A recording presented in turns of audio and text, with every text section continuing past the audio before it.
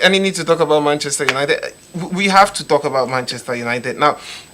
Their form in the league, not just in the league, in all competitions, has been poor. We saw the battle of the UEFA Champions League at the hands of Barcelona. We can excuse them for that. They played against Barcelona after coming back against PSG. After Liverpool lost to Barcelona. Yeah, it's the same 3-0 in Camp Nou. Yeah. It could be worse for Liverpool.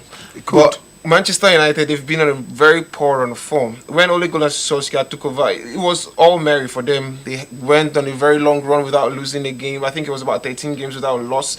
Now we are seeing the other side of the coin being tossed against Manchester United. And after the game yesterday, Ole Gunnar Solskjaer came to say that some senior players might have just played their last game for Manchester United.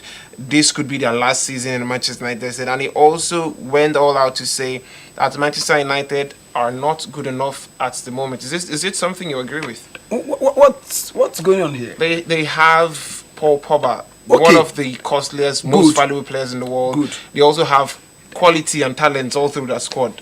I would say, CP, I stand to be corrected. I am not Mr. Know-it-all.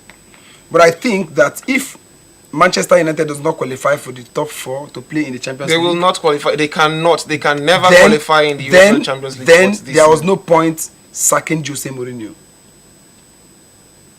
I know you won't say anything again. But the thing is, Jose Mourinho, they sacked him because they thought he was getting it wrong.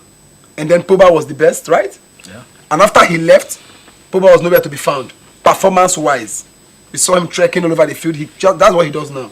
If the ball is not on his feet, he treks around the pitch. He doesn't contribute that much anymore after Jose Mourinho left.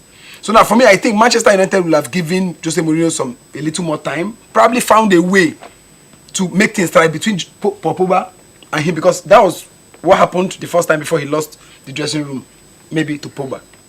Okay? So Ole Gunnar Solskjaer, I don't think he has the capacity. They would have probably left him as interim coach, let him just finish the season. Okay? Because yes, if they had left him, say, okay, just stay as the interim coach, manage his team in the interim until the end of the season. Let's see what happens. Probably this result wouldn't have been like this. Maybe he got a little more comfortable and then started getting things wrong. Why is he complaining about the big players? Was it not the same big players that were trying to fight against Mourinho's dressing room that Mourinho was complaining about and that Mourinho was being criticized about? So I think he doesn't have a lot of excuses. Manchester United had the same players they have now, are the same players that he had, that he won almost 10 straight games, or he did 10 straight games. So what are we talking about here? For me, I think we are not even supposed to bring out Manchester United, trying to make them to be known. They're a team that, they decide, to do what they feel like.